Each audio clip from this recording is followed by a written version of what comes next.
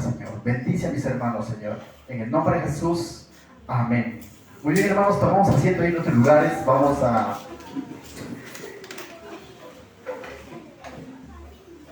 a continuar entonces con nuestro estudio del Evangelio de Marcos, ¿sí? El Evangelio de Marcos, verso a verso. El día de hoy vamos a ver la segunda parte del capítulo 9.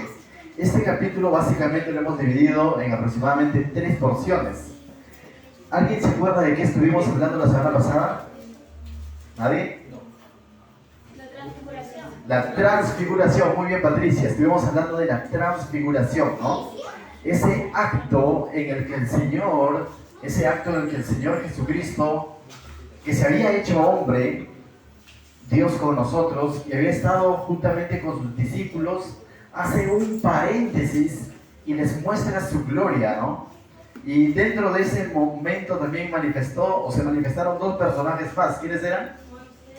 Moisés y Elías, ¿no? ¿Y quiénes fueron los afortunados, por así decirlo, los bendecidos de ver esta transfiguración? Pedro, Juan, Jacobo. ¿Había mérito en ellos? No. ¿Eran los más estudiosos? No. ¿Eran los que siempre iban a la iglesia? No. Y entonces, ¿por qué es que Jesús los habrá escogido, no? No fue por mérito, simplemente fue porque en su soberana gracia Dios los escogió, ¿no? Y de la misma manera el Señor hoy en día, a modo de favor, a modo de milagro, se presenta en nuestra vida. No porque nosotros de pronto tengamos algo especial, porque por ahí quizás nos han dicho, ¿no? En ti hay algo especial, por eso Dios te ha llamado. No. Cuando tú ves la historia bíblica y ves la historia de cada uno de los hombres que Dios fue llamando a través de la Biblia o a través de la historia de la humanidad, no era porque había algo especial en ese hombre. Los judíos en algún momento ellos pensaban que había algo especial en ellos y por eso que Dios los llamó para ser su pueblo. Hubo un hombre llamado Esteban que les dice, no es así. Y eso desde nuestro padre Abraham les dice, Abraham estaba en idolatría y Dios lo llamó. Entonces, de la misma manera, hoy Dios sigue llamando hombres y mujeres para que le puedan servir. Y no necesariamente porque seas talentoso, sino porque Él te quiere usar. ¿Lo crees realmente? ¿Realmente crees esa verdad? Entonces, si tú crees que el Señor también te llama a ti. Amén. El Señor también nos está llamando a nosotros. Pero quizás nosotros podemos ver nuestro pasado, nuestras carencias, por así decir, nuestras debilidades y decir, no, eso solamente es para algunos personajes, eso es para el pastor quizás. No. Cada uno de nosotros puede ser usado por Dios. Lo que falta muchas veces es fe. Y aunque hemos tenido fe en que Jesucristo es el Señor, en que en Jesucristo hay salvación, y a eso hemos creído y hemos abrazado esa verdad, pero muchas veces no le creemos que Dios puede transformar nuestras vidas. Es decir, yo creo que Jesús fue a la cruz y me ha hecho salvo, pero que me cambie este mal hábito, no creo. Yo he nacido así y así voy a morir. Eso ya no debe estar en el lenguaje de un cristiano. Yo soy así, entonces me tienes que aguantar. Si eres cristiano, tienes que creer que el Señor Jesús está interesado y quiere transformar esa área de tu vida. Y de eso vamos a hablar hoy. Si tuviéramos que darle un título a la porción que vamos a ver del verso 14 al verso 30, yo le he puesto así, no sé qué título le pones tú al final, yo le he puesto así. Creo, dijo un hombre a Jesús, creo, pero ayuda mi incredulidad, le dijo, total. Dijo, creo, pero ayúdame porque estoy incrédulo. Y a veces estamos así, Señor, creo que tú me has salvado, creo que soy cristiano, pero ayúdame porque a veces dudo de lo que tú puedas hacer en mi vida. Y a veces estamos así como este hombre. Entonces el mensaje de hoy se llama, creo, pero ayúdame en mi incredulidad. Ayúdame en esos momentos de duda. Ayúdame en esos momentos de lucha, de tentación. Cuando quiero tirar la toalla, ayúdame. Yo creo en ti, Señor, pero hay algo de fe. Hay algo de fe. Porque si no hubiera fe, ni siquiera estarías aquí. Estás aquí porque le has creído al Señor. Y estás creyendo que el Señor te va a hablar esta noche. Amén. Entonces, Acabamos de ver entonces cómo es que el Señor Jesús hizo la transfiguración en el monte alto y luego dice en la Biblia que ellos descendieron. Y mira lo que dice el verso 14. Ellos van a descender y el que menos, ¿no? No sé si tú en algún momento has estado un domingo acá glorioso, cantando a Dios, apasionado por las cosas.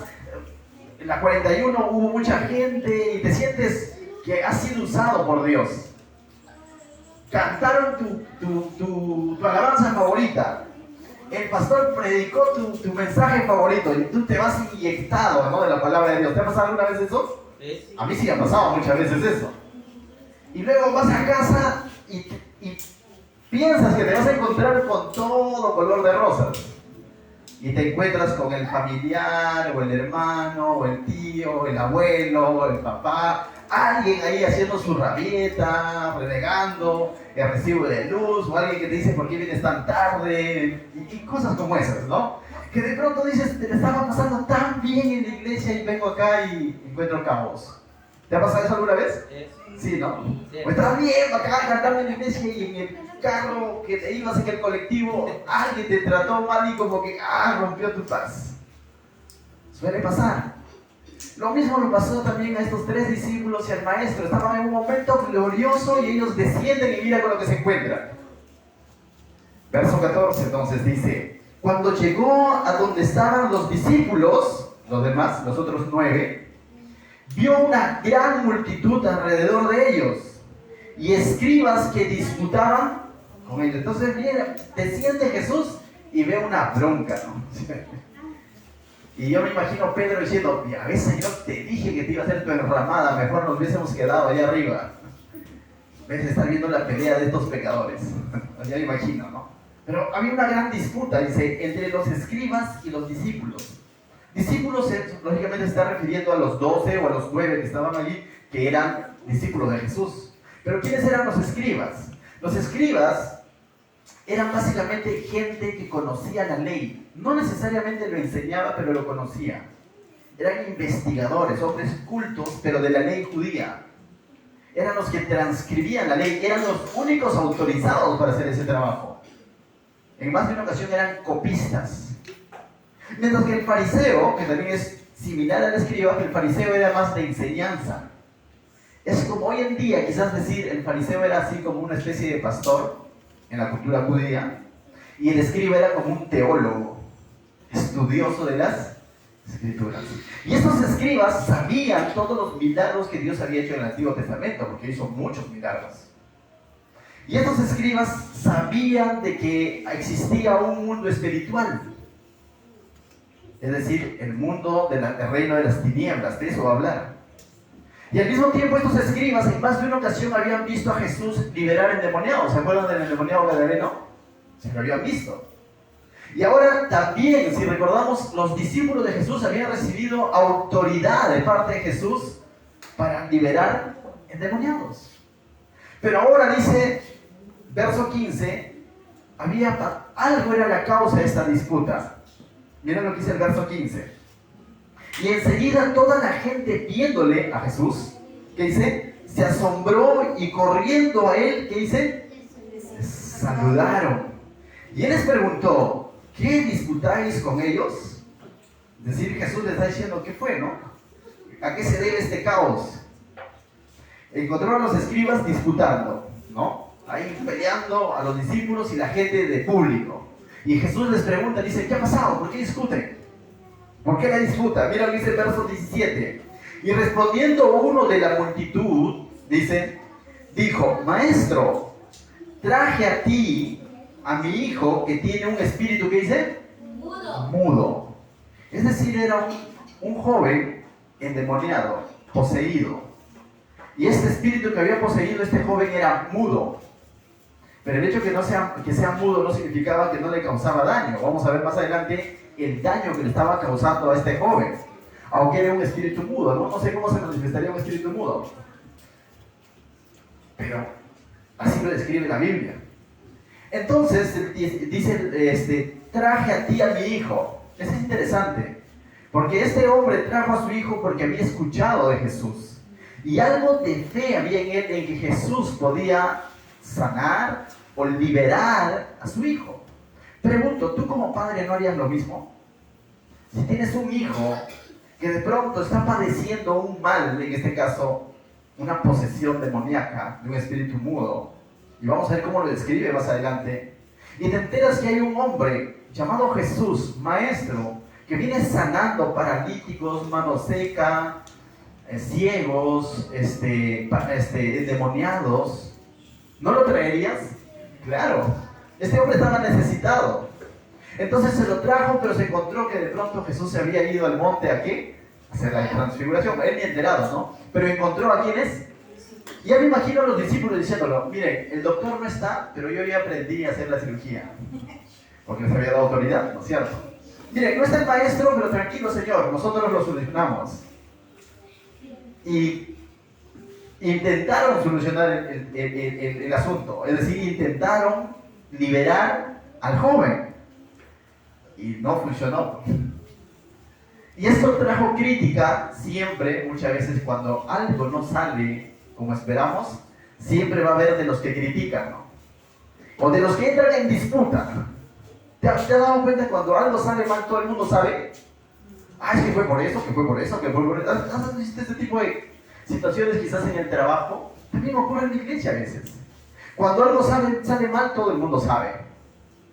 Y acá los discípulos no les salió, no pudieron liberarlo. Y estos escribas que en algún momento criticaban a Jesús, a quien sí podía liberar, pero lo criticaban porque lo hizo un día sábado, ahora están diciendo, ¿y qué fue, discípulos? No pudieron liberar. Entonces, no se ponían de acuerdo, ¿no? ¿Estaba bien liberar o no estaba bien liberar? ¿No? Entonces, estos hombres van a entrar en discusión con los discípulos. Entonces dice, es interesante cuando dice que tenía un espíritu mudo, porque veamos, y aquí más o menos también podemos ver la frustración de los discípulos. ¿Por qué? Porque el Señor Jesús ya había liberado antes, pero si tú haces un pequeño recordatorio de cómo Jesús había liberado antes, por lo general Jesús le habla al espíritu y le habla por su... O le pregunta su nombre, ¿no? Le dice, hey, ¿cómo te llamas? Jackson. Jackson, salga ahí, algo así, ¿no? ¿Quién se llama Jackson acá? Nadie, no se me salió, pero... Bueno, cualquier nombre, ponle un nombre que tú quieras, ¿ya? O sea, Pepito, ya, ¿no? Pero, y le hablaba por su nombre. Jesús incluso hablaba a la tempestad, ¿te acuerdas? Al mar le decía quieto y el mar le obedecía, es que era Dios. Es más, cuando Jesús ni bien se acercaba, ya el endemoniado comenzaba de pronto a muñequearse porque percibía en el ámbito espiritual la presencia de Jesús, del Hijo de Dios. Entonces ahora están los discípulos y se chasquearon, por así decirlo, porque encuentran uno con espíritu mudo y, ¿cómo le digo? ¿Cómo te llamas? No había, entonces no podían seguir la fórmula, por así decirlo, ¿no? La fórmula de Jesús. Y ahora, Señor, ¿cómo es? Esto no nos enseñaste. Una frustración. Entonces dice, avanzamos, verso 18, el cual donde quiera que lo toma, dice, le sacude y echa espumarajos, y cruje los dientes y se va secando. Y dije a tus discípulos que lo echen fuera. ¿Y qué dice? No pudieron. Ahí está la frustración de este hombre. Comprensible. Está frustrado, es su hijo. De alguna manera está decepcionado. Y están los escribas metiendo candela. No pudieron. Y hay una disputa. Los religiosos de la época estaban de pronto cuestionando. Cierto, no pudieron, es la verdad. Y Jesús los va a exhortar. Pero Jesús va a exhortar a todos los que están ahí presentes. Mira lo que dice el verso 19. Y respondiendo, Él les dijo, oh generación incrédula. La pregunta es, ¿a quién le dijo? Estaban los discípulos que no pudieron. Estaba el endemoniado, que vamos a ver más adelante que no solamente tenía un espíritu mudo, sino también sordo. Estaba el papá frustrado. Estaban los escribas criticando. Y de pronto Jesús le dice, oh generación incrédula. En otras palabras está diciendo, continuamos, terminamos el verso. ¿Hasta cuándo he de estar con ustedes? ¿Hasta cuándo os he de soportar? Traédmelo. En otras palabras, Jesús le está diciendo que la causa de todo esto es la incredulidad de todas estas personas que estaban ahí.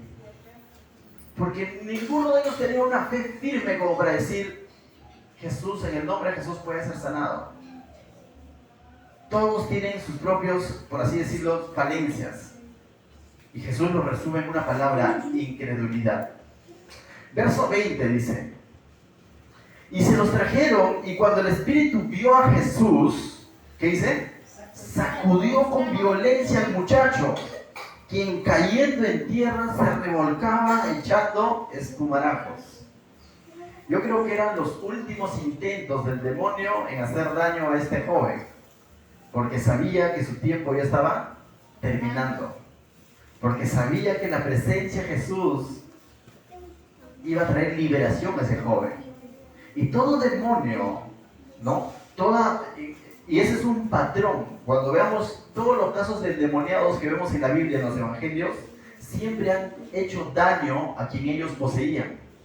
Sea un joven, siempre han estado ahí para hacer daño. Desde daño físico hasta atormentarlos o volverlos como locos, que vivían fuera de la ciudad. Volverlos violentos con su propio cuerpo o con los demás.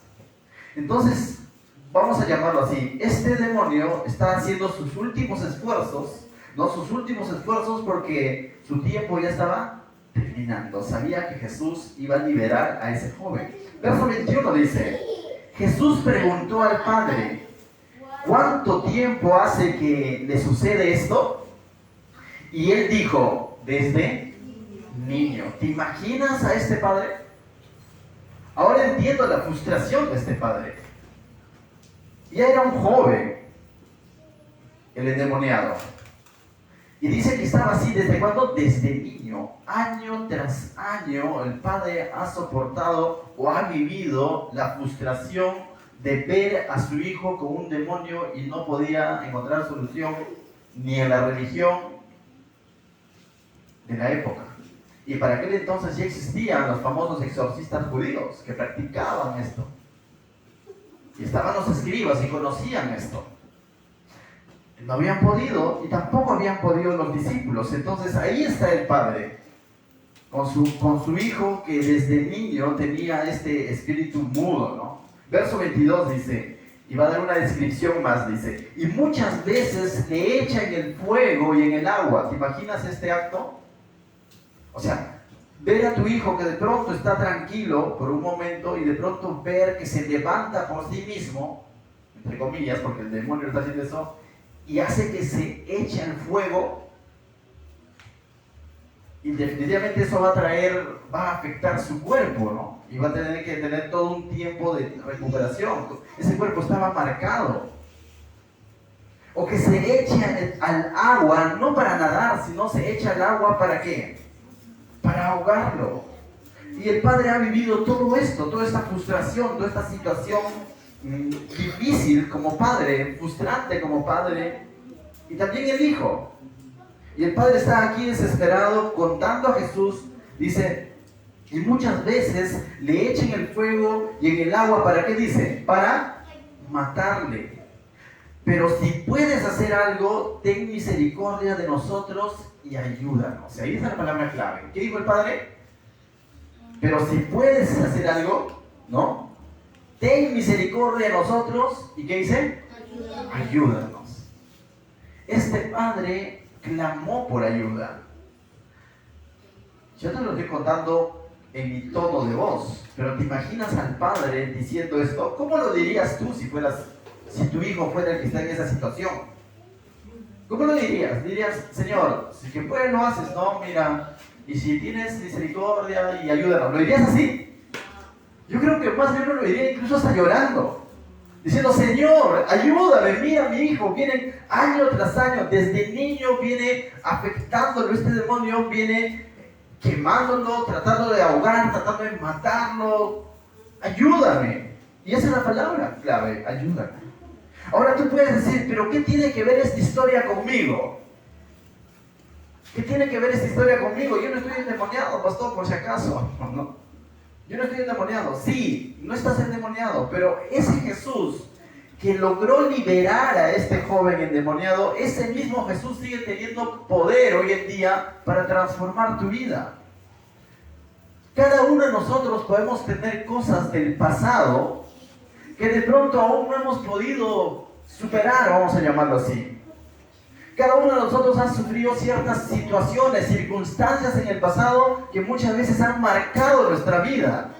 Y ya somos cristianos. Y ya hemos creído en Jesús como nuestro Salvador. Pero todavía seguimos viviendo diciendo, es que yo soy así porque me pasó esto. Es que yo soy así porque, bueno, pues no, así me criaron. Es que yo soy así y de pronto... Hasta ahí está bien porque estoy reconociendo que yo soy así. Hasta ese punto está bien. Pero eso nos debe de llevar a algo más. A decir, Señor, ayúdame. Porque ahora te conozco. Nos tiene que llevar a eso. No basta con reconocer, decir, yo soy así, ¿qué voy a hacer? Estoy mal. Dice que todo sanación comienza por un reconocimiento, ¿no? También en el mundo secular.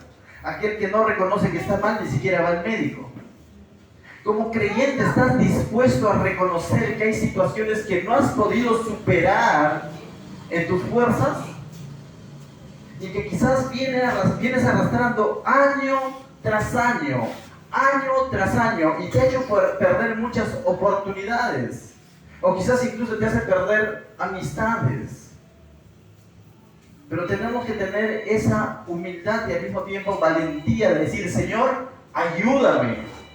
Ciertamente esto me viene golpeando. Ciertamente esto me viene atormentando. Ciertamente esto viene de cada cierto tiempo. Quizás un mal hábito. Quizás una manía.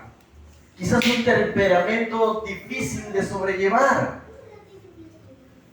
Pero realmente de corazón se lo he dejado al Señor y le he dicho, Señor, ayúdame a cambiar esto. O me he quedado solamente con decir, yo soy así. Ese término de yo soy así debe ser sacado de la boca de un cristiano. Tú eras así. Porque si eres una nueva criatura no puedes pensar así.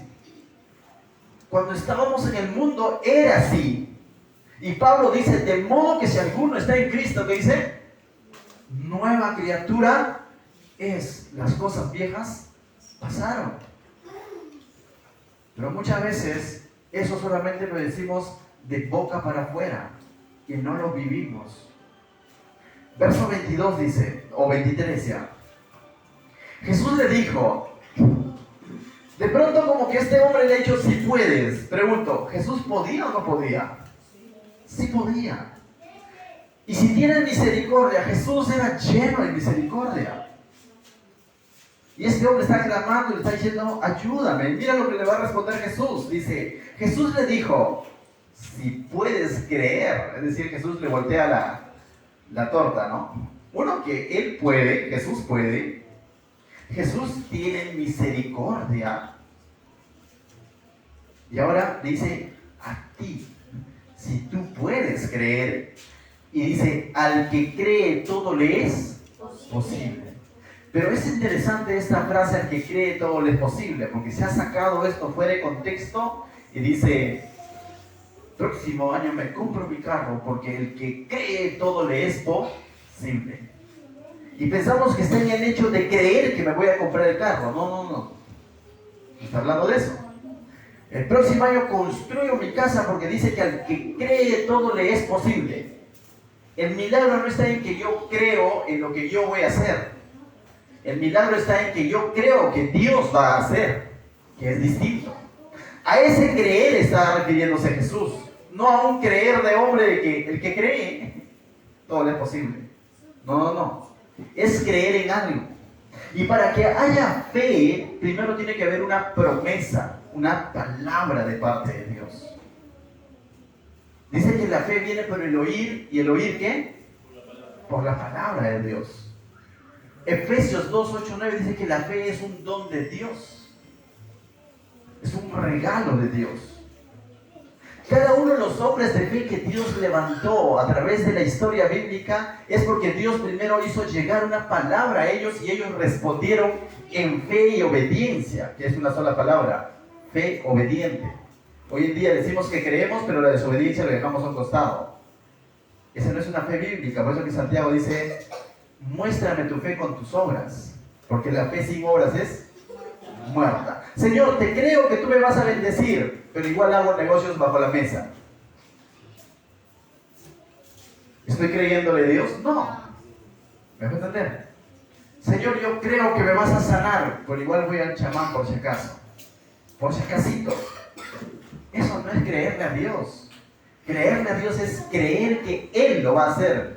No yo ni mi vecino es el que lo va a hacer. El que lo va a hacer es Dios. Y es por eso que Jesús le está diciendo, si puedes creer, al que cree todo le es posible, porque Jesús sí podía hacerlo. Pero ahora está retando a este hombre que crea. Y mira lo que responde este hombre, justamente el título de nuestro mensaje esta noche. E inmediatamente el padre del muchacho, ¿qué dice? Clamó. O sea, no es que el padre dijo, bueno, pues vamos a intentar. No. El padre del muchacho dice, clamó y dijo, creo, ayuda mi incredulidad. Y lo que le está diciendo, sí, Señor, creo, por eso estoy aquí.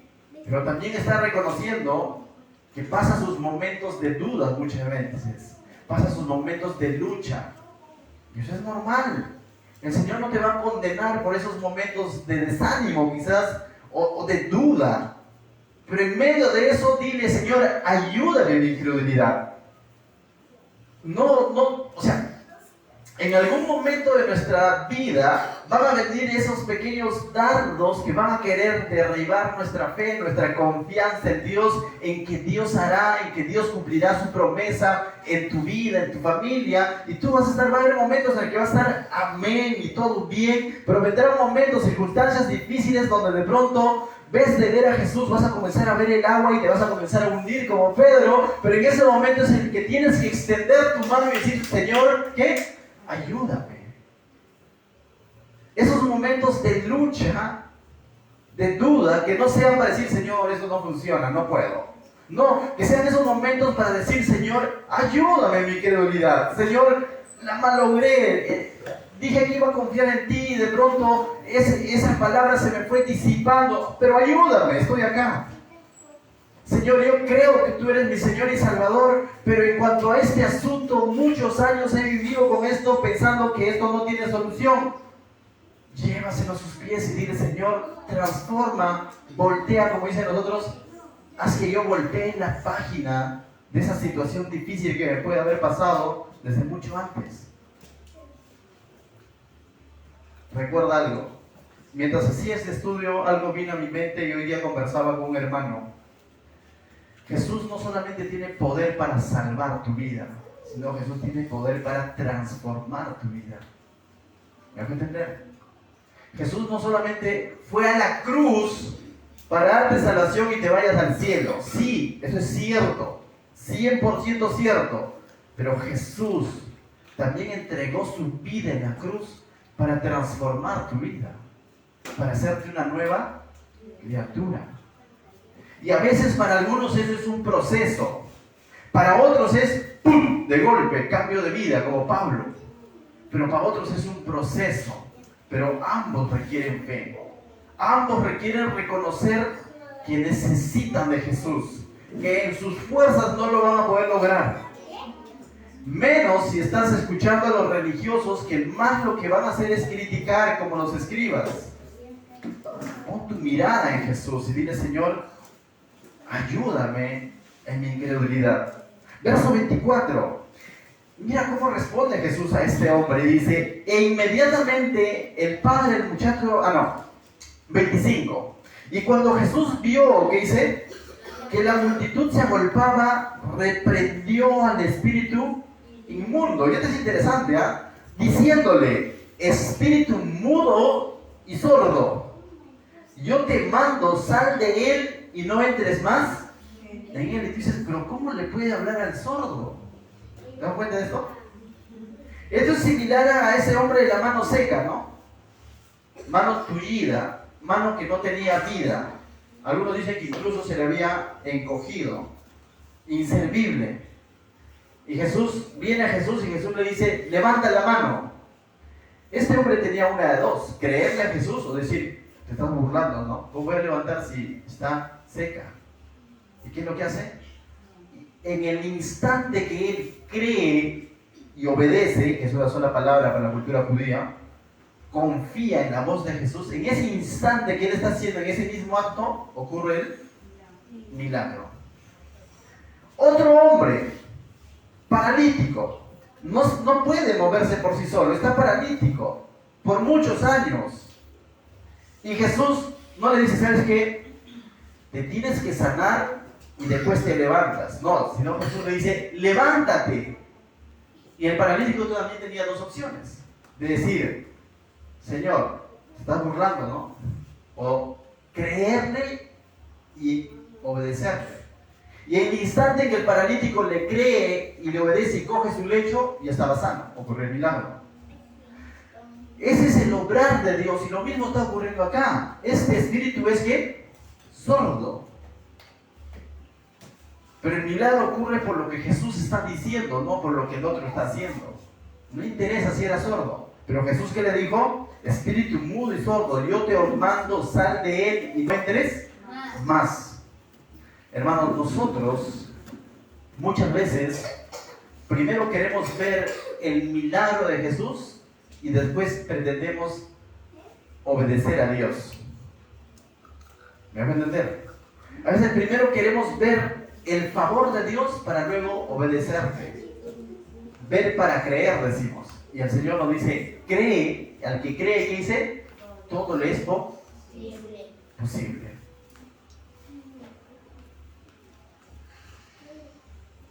Dios quiere bendecir tu vida. En algún momento quizás has escuchado. Necesitas buscar más de Él. Y inconscientemente decimos, primero que me bendiga, que me ayude a pagar mis cuentas, que me ayude a terminar esto, aquello, y después voy a tener más tiempo para buscar de Dios. ¿Te das cuenta cómo fácilmente invertimos el orden? El Señor nos llamó a poder comenzar una nueva iglesia en Santa Rosa. Vayan, pues Señor, todo es arena. Vayan.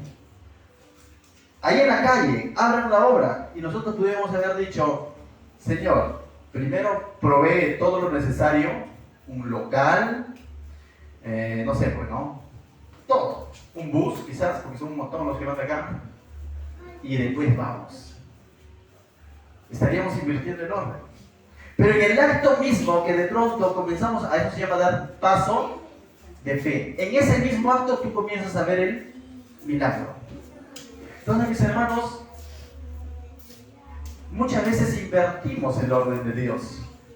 Queremos ver primero su obrar para luego recién responder en obediencia y en fe. Y el Señor le dice, al que cree todo le es posible. Ahora muchos aquí están emprendiendo sus estudios en el Instituto Bíblico. Algunos quizás pudieron haber dicho, y puedo dar fe de esto, pudieron haber dicho, primero que el Señor acomode mis horarios para luego dedicarme tiempo a Dios. O pudieron haber dicho, le voy a dedicar tiempo a Dios, tiempo a su palabra, y el Señor va a ordenar mis horarios. ¿Te ha pasado en alguna ocasión eso, Julio? Pastor, no sé cómo hacerla porque ahorita estoy con el tema del enemigo, el tema del trabajo, todo lo demás, pero me voy a meter a los dos cursos. Se mete a los cursos y Dios es el que acomoda los horarios. Pero a veces queremos que primero acomoden nuestros horarios para ahora servirte. Y eso no va a ocurrir. No va a ocurrir así, no es la fórmula. Señor, dame un buen empleo para luego pastorear tu iglesia. Hasta ahorita estaría esperando por el buen empleo, créeme. Primero tenía que dar el paso de fe de comenzar la obra y luego el Señor te da la provisión y el empleo necesario. Esa ha sido su obrar a través de cada hombre que Él ha levantado. Abraham le pudo haber dicho, Señor, primero muéstrame la tierra prometida a ver si realmente fluye leche y miel para ver si dejo mi Ur. ¿No? La obediencia de Abraham es que se levantó junto a su padre, a su sobrino, ¿y qué? Comenzaron a caminar. Y en el camino el Señor le fue ampliando la visión, ampliando el llamado. Moisés pudo haber dicho, Señor, ahí en la zarza ardiente, primero muéstrame la tierra prometida, a ver si es cierto, para luego ir a Egipto y hablar con el faraón. Pudo haber dicho, y hasta ahorita estaría esperando que le muestre. Primero tuvo que ir, obedecer y luego vio el milagro. Josué, Señor, primero derrumba esos muros de Jericó y luego vamos a dar vueltas alrededor de ese muro celebrándote. No. Primero dieron vueltas y vueltas alrededor del muro y el muro cayó. Entonces, muchas veces queremos tener vidas bendecidas por Dios, pero al mismo tiempo no queremos obedecer a Dios, creerle a Dios. Créele, al que cree todo le es posible. Y el que le cree a Él, lógicamente, siempre va a filtrar sus necesidades, sus deseos, bajo la voluntad de Dios. Es bueno decirlo esto aquí. Su oración siempre va a ser, Señor, hágase tu voluntad. Señor, si está en tu voluntad, haz esto o aquello en mi vida. Lógicamente no va a pedir y va a aplicar el texto diciendo, el próximo año me compro un avión porque yo le creo a Dios. No va a aplicar eso. Porque todo lo que Él pida va a ser conforme a la voluntad y para la gloria de Dios. Verso 25 dice, y cuando Jesús vio que la multitud se agolpaba, reprendió al espíritu inmundo, diciéndole, espíritu mudo y sordo, yo te mando, sal de él y no entres más en él. Entonces el espíritu, clamando y sacudiéndole con violencia, dice, salió. Se dio el milagro. Y el que quedó, dice, y él, el joven, quedó como muerto, de modo que muchos decían, la malogró. ¿Te imaginas ahora los escribas, los que nos gustaban disputar? Su primer veredicto que ha sido, la malograste, ahora sí, responde, pues maestro, se te murió. ¿Sí o no? ¿O tú crees que dijeron los escribas, no, tengamos paciencia, el Señor no tiene, siempre sale victorioso? No, eso fue cuestión de crítica, es decir, se murió. Lo mismo ocurrió con una hija a quien le dijo a Talita Cumi, levántate, ¿te acuerdas? Y estaban llorando todo y Jesús dice, está durmiendo. Y dijeron, ¿estás durmiendo? Pero aquí dice, quedó como, pensaban que estaba muerto. Pero Jesús, tomándole de la mano, le enderezó y, ¿qué dice? Se levantó. Ocurrió el milagro. Cuando Jesús hace un milagro completo, no incompleto. Cuando Dios bendice, bendice bien y no a medias, pero bendice. Pero necesitamos creerle.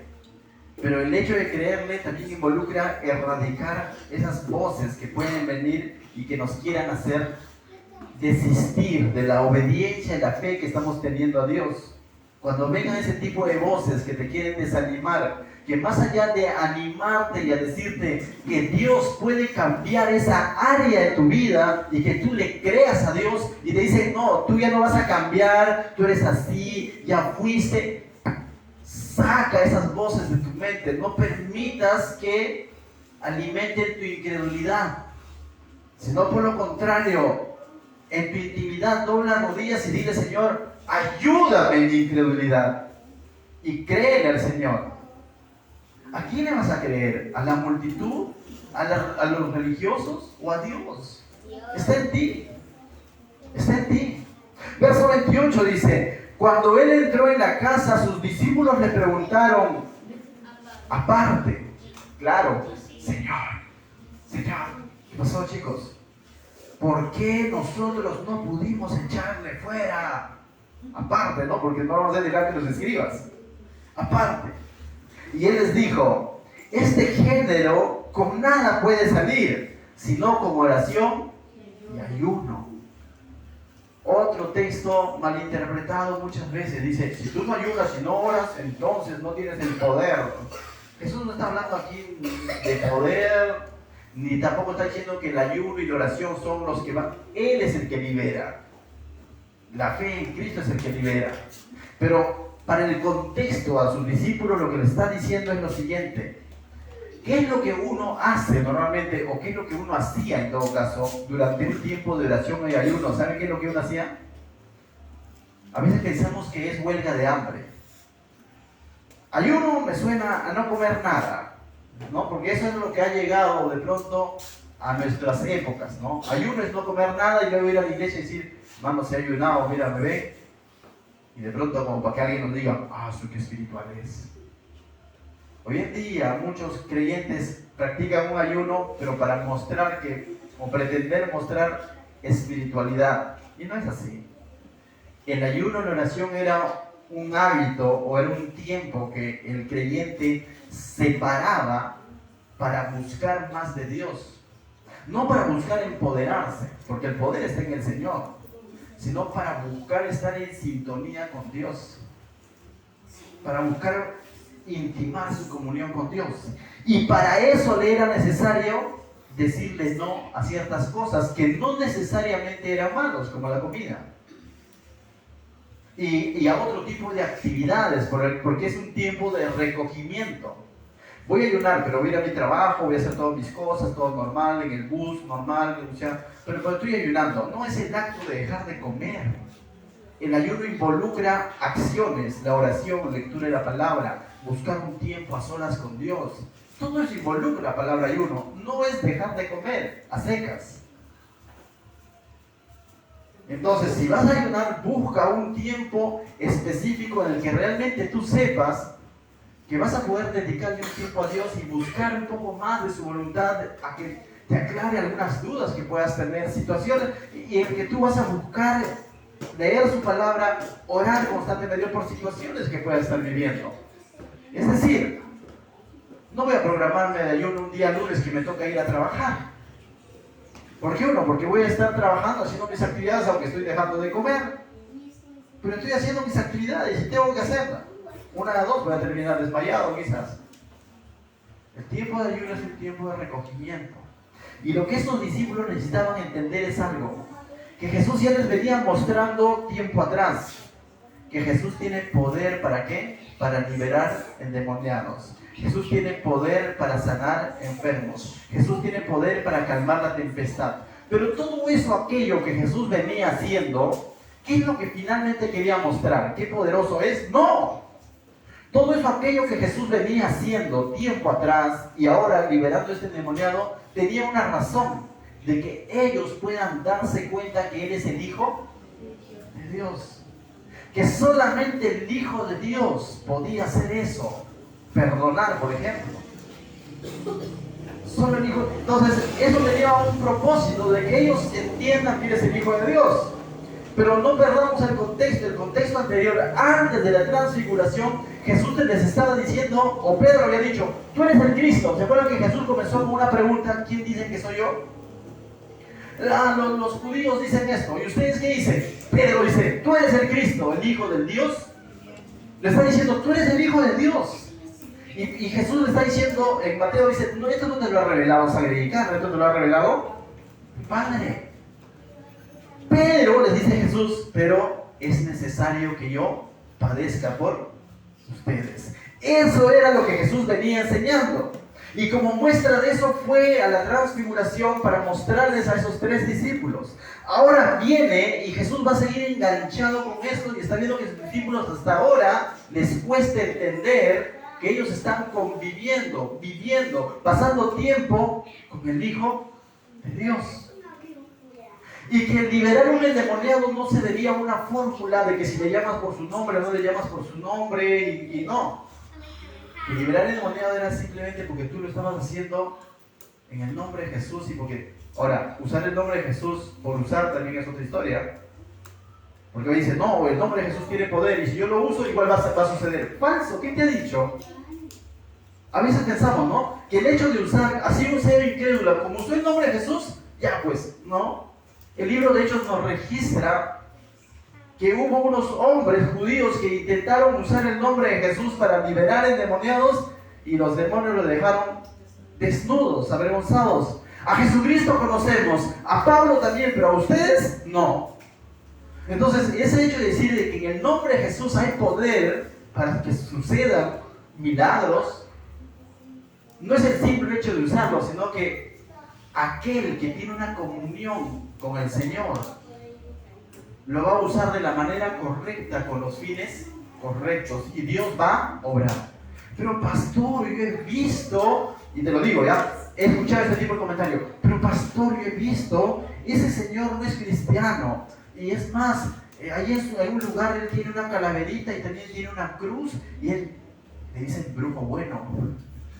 O le dicen magia blanca. Y él también sana. ¿Has escuchado eso? Se escucha mucho en provincia. Y reza el Padre Nuestro y lo hace en el nombre de Jesús. Falso. El que está cambiando ahí es tu alma con el diablo. Y eso es lo que está haciendo. Jesús lo ha dejado claro. Hay dos reinos. El reino de Dios y el reino de las tinieblas. El reino de las tinieblas tiene poder para tener al mundo distraído y le va a dar favores al mundo. No confundamos entonces. Entonces acá Jesús, para no desviarnos del tema y volviendo, que ya terminamos, dice, les dijo que ellos necesitaban buscar más de Jesús, necesitaban buscar más de Él, intimar más con Él y comprender un poco más con quién estaban, con Jesús. Y es algo que nosotros necesitamos hoy también. Te vuelvo a repetir, creemos que Jesús nos ha salvado, creemos que Jesús es nuestro Salvador, pero no creemos que Jesús puede transformar esa área de nuestra vida que nos está dañando o está dañando a alguien más. Creemos que Jesús es Salvador, pero no estamos creyendo que Dios puede transformar esa parte de mi personalidad que quizás está dañando a alguien más.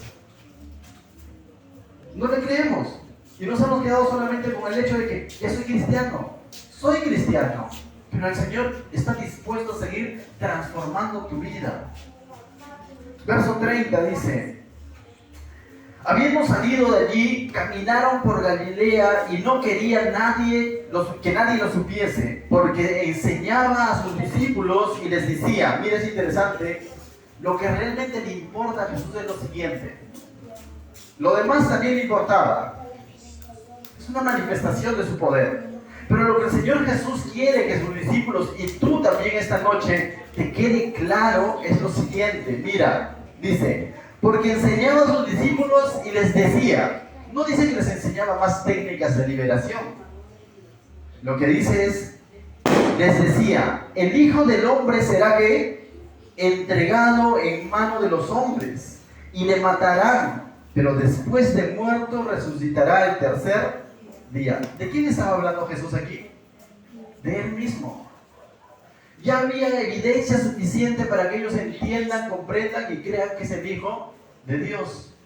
Pero ahora lo que Jesús quiere dejar claro a sus discípulos una vez más, porque ya lo ha dicho tiempo atrás, de que era necesario de que Él vaya a padecer, de que era necesario de que Él vaya a la cruz. Y verso 32 dice, pero ellos no entendían esta palabra y tenían miedo de preguntarle. Mis hermanos, muchas veces, quizás la mayoría aquí ya ha escuchado del Señor Jesús. Quizás la mayoría acá dice, oye, permiten que me haga un milagrito. ¿Sabes qué? El mayor milagro que ha hecho Jesús es haber ido a una cruz, entregado su vida por ti.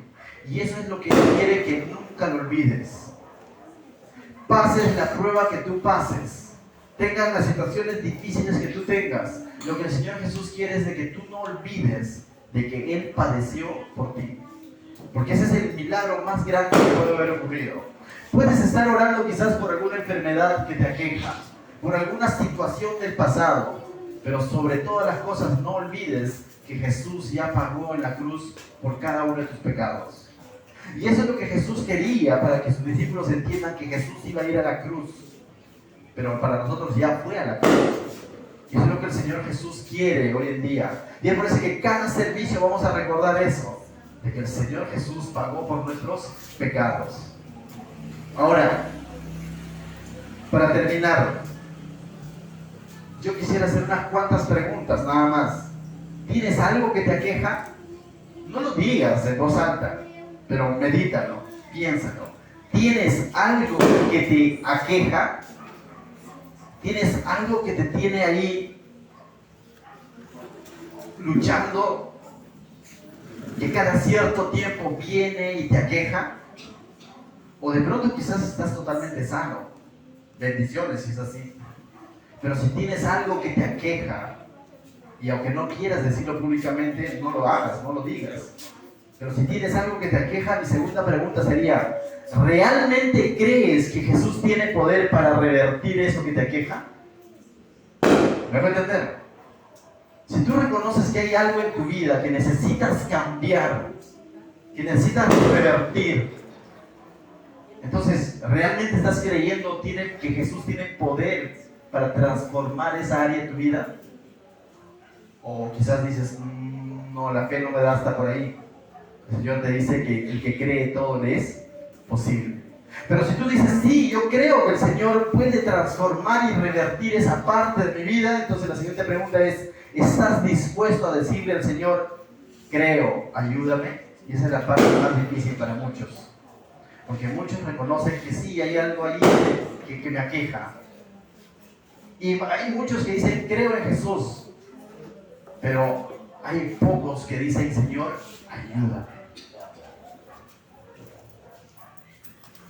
Entonces esta noche yo te animo a que tú puedas decir, Señor, ayúdame. Ayúdame. El Señor está dispuesto a ayudarte. Que recuerda, al que cree, todo le es posible. ¿Qué tal si nos ponemos de pie en otros lugares para poder orar esta noche? El libro de Hebreos, capítulo 12, verso 1, dice lo siguiente.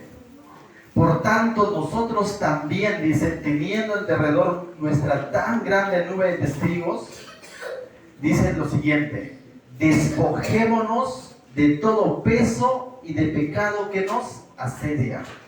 ¿Sabes? El autor de Hebreos se lo está escribiendo a cristianos que aún tenían situaciones como el pecado y que aún tenían ciertos malos hábitos, al cual nos está llamando peso, y que los asediaban y no los dejaban avanzar en esta carrera llamada cristianismo. Y para eso el autor de Hebreos nos ha puesto un montón de ejemplos en el capítulo 11 de hombres que le creyeron a Dios. Y ahora le están diciendo a la iglesia que hagan lo siguiente, que se despojen de todo peso y de todo pecado. Hay circunstancias, hay situaciones en tu vida, hay situaciones en mi vida que aún no se lo hemos entregado a Cristo. ¿Cuándo lo vamos a hacer? ¿2025? Mejor para el aniversario, en marzo. Hazlo hoy. Hoy tú puedes despojarte de eso. Quizás no es pecado. Quizás tienes un problema con la impuntualidad. Quizás tienes un problema con el orden. Quizás tienes un problema con el desánimo. Y tú dices, no creo que sea pecado esto. Quizás tienes un problema con tu personalidad, eres muy fosforito o fosforita. Y tú dices, pero esto no es pecado, pero déjaselo al Señor porque no te permite avanzar como cristiano. Y el autor de Hebreos dice que nos despojemos de todo eso, que no nos permite avanzar. Quizás es falta de compromiso.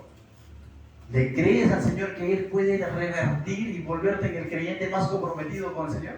Lo puede hacer, ¿por qué no? Y termina el autor de Hebreos, dice, y corramos con paciencia la carrera que tenemos por delante, puesto los ojos en Jesús, el autor y consumador de la fe. Pon tu mirada en Jesús. Él puede revertir todo aquello que no te está permitiendo avanzar en tu cristianismo. Cerramos nuestros ojos. Bendito Dios, te doy gracias, Señor, esta noche, por tu preciosa palabra, Señor. Porque a través de este texto, Señor, de estos pasajes, tú nos animas a no solamente haber creído y decir que tú eres mi Señor y Salvador, sino que a tenerte en cuenta en cada momento de nuestra vida, en cada situación, a dejarte aquellas cosas que nos asedian, que nos aquejan, y a veces nos causan problemas, dificultades, enemistades, o a veces incluso afectan nuestra salud, porque simplemente creemos que hemos sido así y vamos a seguir siendo así. Pero hoy entendemos que si realmente creemos en ti, tú puedes transformar nuestra vida. En el nombre de Jesús.